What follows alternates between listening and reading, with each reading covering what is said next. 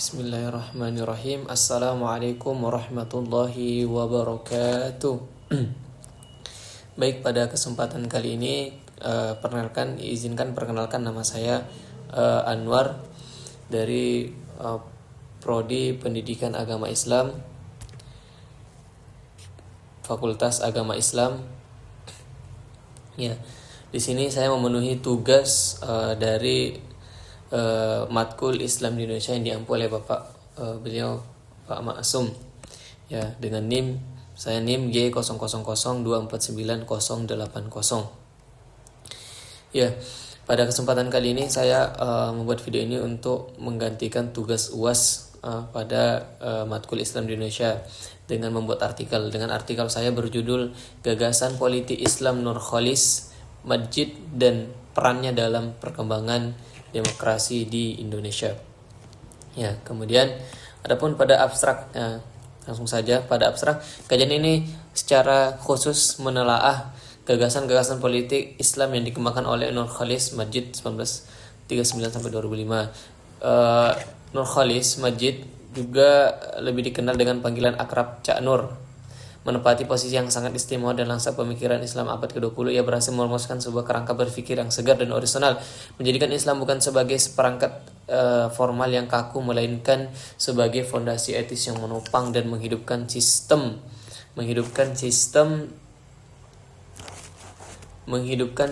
demokrasi, kehidupan demokrasi. Ya, di sini ada kata kunci, ya, demokrasi, sekularisasi, pluralisme masyarakat madani. Perlu dipahami teman-teman semua, ya. Ini adalah inti dari seluruh artikel yang pada kesempatan kali ini.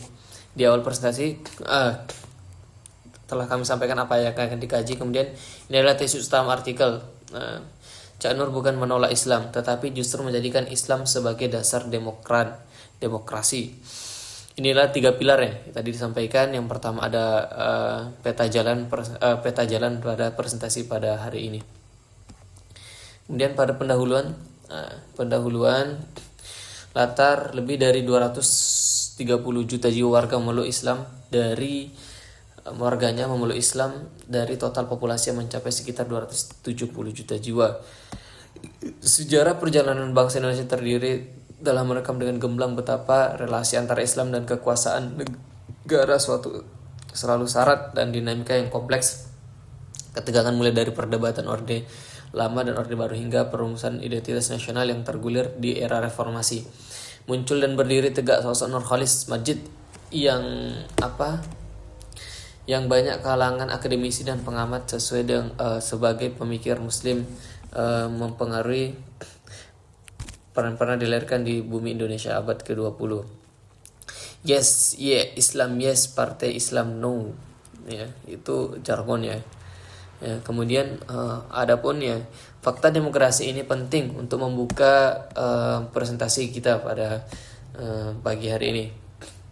Guna akan menunjukkan betapa strategisnya posisi Indonesia dalam diskursus Islam dan demokrasi global.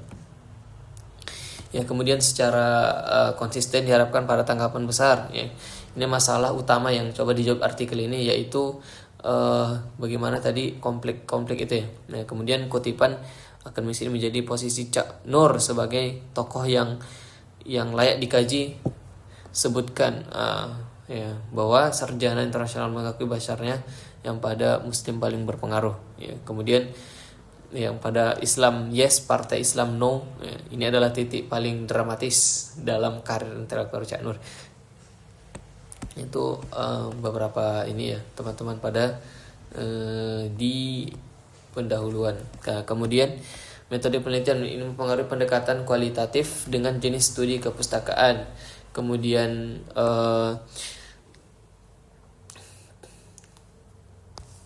pendekatan berdasarkan objek utama yang menjadi fokus kajian adalah teks-teks pemikiran yang dihasilkan oleh Nurcholish Madjid beserta seluruh konteks historis dan intelektual lengkapi membentuk pemikiran tersebut. Pendekatan kualitatif dipilih karena penelitian ini bertujuan untuk mengkonversikan fenomena, melainkan untuk memahami, menginterpretasikan dan menilai makna serta signifikasi dari gagasan-gagasan dikembangkan Nurcholish Madjid dalam konteks historis Indonesia yang spesifik.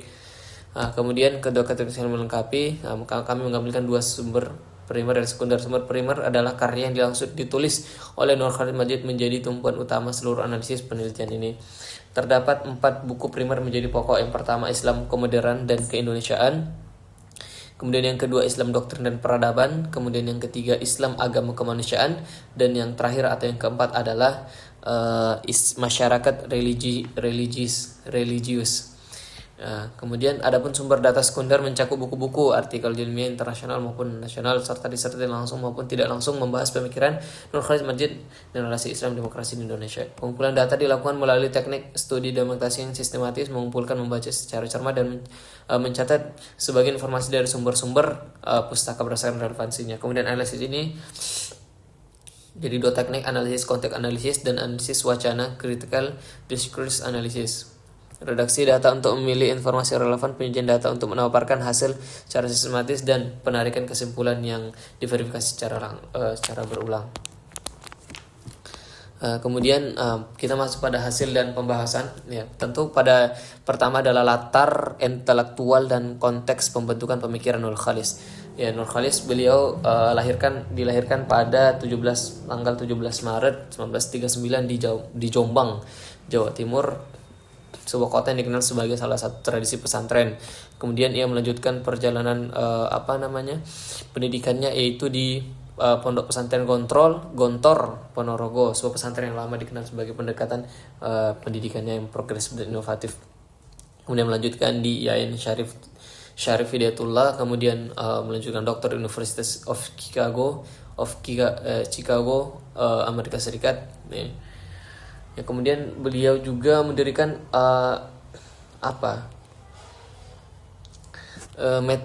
mengembangkan metode hermeneutik yang dicermati kritis secara khusus, menekankan perbedaan inovatif yang Universitas Abadi Islam Historis. Ya. Konteks ini pada tahun 1989, ya, pada puncaknya Nur Khalid Majid mendirikan yayasan para Madinah di Jakarta yang berkembang menjadi epicentrum pemikiran yang Islam terbuka dan demokrasi di Indonesia. Para Madinah adalah warisan kelembagaan Cak Nur yang sangat konkret. Melalui lembaga ini ia membangun jaringan intelektual yang menopang wacana Islam demokrasi. Kemudian ini masuk pada pembahasan inti juga, konsep sekularisme dalam karya-karya primer Nur Khalid Majid. Konsep sekularisme merupakan salah satu gagasan paling ikonik sekaligus paling kontroversial yang dilontarkan Nur Khalid Majid sepanjang karir intelektualnya. Ya, perlu dipahami teman-teman semua, sekularisasi dan sekularisme, Cak Nur membedakan keduanya secara tajam. Perbedaan ini adalah kunci memahami Cak Nur. Banyak yang salah paham karena mencampur adukan keduanya. Ya, dijelaskan bahwa sekularisasi proses mengembalikan hal keduniaan, menolak penaskaralan hal-hal yang sejatinya bersifat profan dan historis. Artinya praktik-praktik keagamaan buatan manusia, institusi politik yang mengklaim mewakili Tuhan boleh dikritisi dan direvisi. Kemudian sekularisme, ideologi yang secara total memisahkan agama dari seluruh kehidupan publik. Sekularisme inilah yang ditolak Cak Nur, bukan sekularisasi tegasnya. Maka inilah perbedaan yang menjadi signifikan dari sekularisasi dan sekularisme.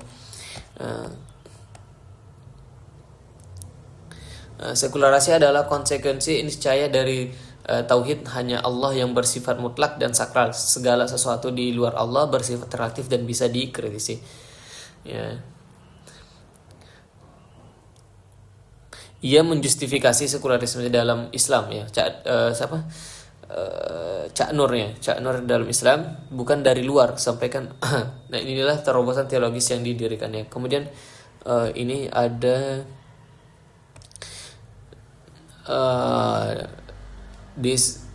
deserialization of politics, yakni penggigisan dan penyebaran aurat keramat dan kesucian dari ranah politik, merupakan syarat dan tidak bisa ditawar demi tumbuhnya demokrasi yang sehat dan martabat. Ya, ini adalah implikasi langsung sekularisasi bagi demokrasi. Sampaikan jika seseorang penguasa mengklaim mewakili Tuhan, siapa saja berani mengkritisinya. Kemudian di akhir menilai gagasan sekularisasi Nurul Majid sebagai sumber teologis yang paling penting dan paling berbobot bagi legitimasi demokrasi di kalangan umat Islam. Akademisi berguna. Nah, penilaian sebutkan. Kemudian kita masuk pada konsep pluralisme dan inklusivisme Islam dalam perspektif sumber primer.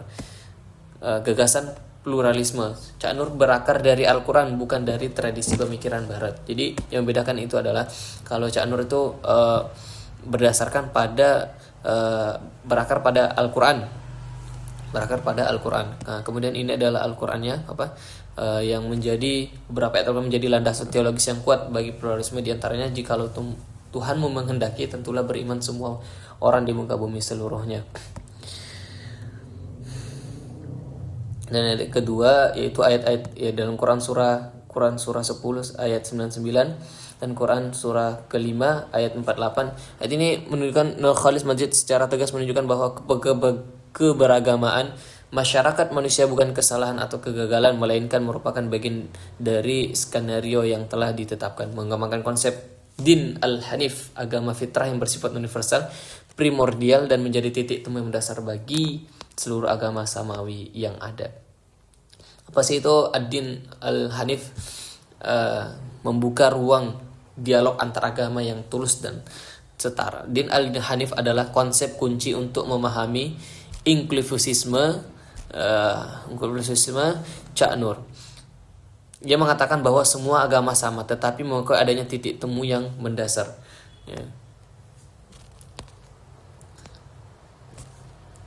Kemudian ini jadi implementasi bagi demokrasi di Indonesia menjemuk demokrasi hanya bisa berfungsi jika warganya mampu menerima dan menghargai perbedaan. Pluralisme Cak Nur menyediakan legitimasi teologis tentu. Ini adalah hubungan yang langsung antara pluralisme dan bahwa tanpa pondasi pluralisme ini demokrasi Indonesia ini akan jauh lebih rentan terhadap tekanan informasi. Maka disingkatkan sistem demokrasi hanya dapat berfungsi optimal jika warga negaranya mampu secara tulus menerima, menghargai dan menyerayakan perbedaan. Kemudian konsep masyarakat madani inspirasi dari sejarah Islam. Masyarakat madani bukan sekedar terjemahan sivil kosiat dari Barat. Cak Nur mengalih inspirasinya dari model masyarakat yang dibangun Nabi Muhammad SAW di Madinah. Ia tidak semata-mata meminjam konsep sivil sosial dari tradisi pemikiran Barat kemudian mengimplementasikan secara ofisial, melainkan dengan sungguh-sungguh menggali inspirasi dari khazanah itu sendiri, khususnya dari model masyarakat yang susah payah dibangun oleh Nabi Muhammad. Ibnu Khalis melihat Piagam Madinah sebagai perbedaan presiden historis yang sangat berharga dan tidak ternilainya. Maka ini menjadi salah satu dasar yaitu adalah Piagam Madinah. Piagam Madinah dipandang Cak Nur salah satu contoh paling awal dalam sejarah peradaban. Ini adalah argumen sejauh yang sangat kuat. Demokrasi bukan konsep asing bagi Islam. 14 abad lalu Nabi Muhammad SAW telah menerapkannya atau mempraktikannya di Madinah. Maka kemudian ketika Indonesia memasuki era reformasi pasca 1998, konsep masyarakat madani dengan cepat menjadi salah satu kerangka normatif. Ini menunjukkan dampak nyata dan konkret pemikiran Cak Nur pada reformasi Indonesia. Pemikirannya bukan hanya teori akademik, tapi benar-benar mempengaruhi praksis reformasi itu sendiri. Nah, dengan dia mendirikannya Yayasan Para Madinah yang didirikan oleh Nur Khalis pun tampil sebagai salah satu institusi masyarakat sivil yang paling berpengaruh dan paling aktif dalam mendorong arus demokrasi Indonesia. Para Madinah adalah bukti kelembagaan konkret dari kontribusi Cak Nur bahwa pengaruhnya tidak hanya melalui tulisan tetapi juga melalui lembaga yang ia dirikan, yang ia kembangkan, yaitu Para Madinah. Nah, kemudian pandangan tentang relasi Islam dan negara. Ini menjadi penting juga dalam pembahasan ini. Nur Khalid Majid dengan sangat jelas, jernih dan tanpa keraguan menolak gagasan mendirikan Islam, negara Islam, Islamic States, ataupun memformalisasikan syariat Islam secara legalistik ke dalam konstitusi negara. Menurutnya, penolakan ini sering disalahpahami bahwa sebelum menyampaikan argumennya, substansi dalam terdapat nilai-nilai Islam, keadilan, kesetaraan yang terdapat hukum dan musyawarah sesungguhnya. Argumen kunci, Pancasila bukan musuh Islam, tetapi perwujudan nilai-nilai Islam dan konteks kemajumakan Indonesia ini adalah posisi yang sangat bijaksana dan strategis. Inilah menjadi acuan ya. Kemudian di sini ada dengan menolak pergeseran politik Islam daripada koordinatif menjadi akomodatif. Jadi akomodatif ya, terhadap Pancasila secara pemikiran keteladanan Nur Khalis. Ya, ini adalah bukti akademis tentang dampak nyata pemikiran Cak Nur pada perubahan orientasi politik Islam. Nah, data ini pun memperkuat argumen pada artikel ini. Kemudian evaluasi dan kontribusi keterbatasan. Kontribusi positif. Ya, kontribusi kritis dan kontribusi terhadap demokrasi Islam. Pemikirannya berhasil menyediakan pijakan teologis yang kuat bagi penerima demokrasi di kalangan Muslim Indonesia yang sebelumnya masih spektif, sekaligus membuka ruang yang lebih lega bagi berlangsungnya dialog lintas yang produktif. Ya, ini jelas ya. Pemikirannya ini adalah kontribusi yang fundamental mengubah cara pandang umat Islam terhadap demokrasi dari sesuatu yang asing menjadi sesuatu yang sejalan dengan Islam. Sebagaimana disebutkan sebelumnya, ini telah menjadi praktek pada Piagam Madinah yang telah ditetapkan oleh Nabi Muhammad di Madinah pada waktu itu dengan adanya Piagam Madinah. Kemudian di sini juga dikejelaskan bahwa merupakan sebuah temuan yang sangat menarik, bahwa toleransi sosial menjadi persyaratan mutlak bagi berjalannya demokrasi Indonesia. Data dari jurnal ini menjadi salah satu yang sangat penting juga ya untuk menjadi keberlangsungan ini. Kemudian tentu juga ada pengkritik yang tidak bisa diabaikan menilai bahwa pengaruh Nurholis kenyataan lebih bersifat elitis, terbatas, jangkauannya hanya berhasil menjangkau dan meresap di kalangan intelektual dan kelas menengah Muslim perkotaan yang terdidik. Jadi kritiknya hanya pada pengkritik menyebutkan bahwa ini hanya pada kelas menengah Muslim dan perkotaan yang terdidik. Yang transformasi wacana ini adalah prasyarat kultural bagi demokrasi Islam. Sampaikan bahwa pergeseran ini demokrasi 1998 mungkin tidak akan berlangsung setenang yang akan terjadi. Ya, itu catatan kritis tadi. Ini adalah kritis yang fair dan perlu disampaikan secara jujur ya. Kita mengakui bahwa keterbatasan ini menunjukkan kejujuran intelektual. Memang perlu dipahami juga bahwa memang pada kritik-kritik yang masuk memang benar bahwa itu ada keterbatasan pada jangkauannya hanya secara garis besar menengah Muslim perkotaan dan yang terdidik. Ya, kemudian kita masuk pada yang terakhir adalah kesimpulan. Poin-poin penutup ada sebagai kesimpulan kita pada kesempatan kali ini ialah yang menjadi penting. Ya, Cak Nur berhasil membangun sintetis dan orisinal antara nilai-nilai Islam, prinsip demokrasi melalui 3 gagasan kunci yang tadi ya. Sekularisme, sekularisasi dengan sekularisme itu berbeda sebagaimana telah dijelaskan tadi. Kemudian pluralisme ya tentu dia berakar dari Al-Qur'an, yang tidak pahami dia hanya mengambil copy paste dari barat ya. Kemudian yang terakhir adalah masyarakat Madani terinspirasi dari Madinah atau yang telah dilaksanakan oleh Nabi Muhammad pada di Madinah. Ya, kemudian penolakan Cak Nur atas negara Islam didukungnya terhadap Pancasila memberikan kontribusi nyata pada stabilitas ideologis Indonesia sebagai dasar negara demokrasi. Ya. Maka di tengah menguatnya gelombang populasi Islam dan ancaman terhadap demokrasi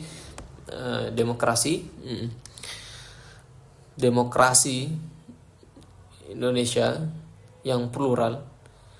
Di tengah itu banyak juga negara Muslim. Pemikir Cak Nur menawarkan alternatif yang menyajikan Islam dan demokrasi bukan hanya kompatibel, tetapi justru saling menguatkan. Ini adalah pernyataan yang penting, yang kuat, relevan dengan kondisi global saat kalimat ini terakhir yang akan disampaikan. Ya, demikian relevansi aktualisasi gagasan Nur Khalis tidak berhenti pada konteks historis semata, ia tetap hidup berdetak dan sangat relevan hingga hari ini, dan itu mungkin menjadi sesuatu yang nyata ya. Ya mungkin demikian yang dapat kami sampaikan dengan presentasi hari ini.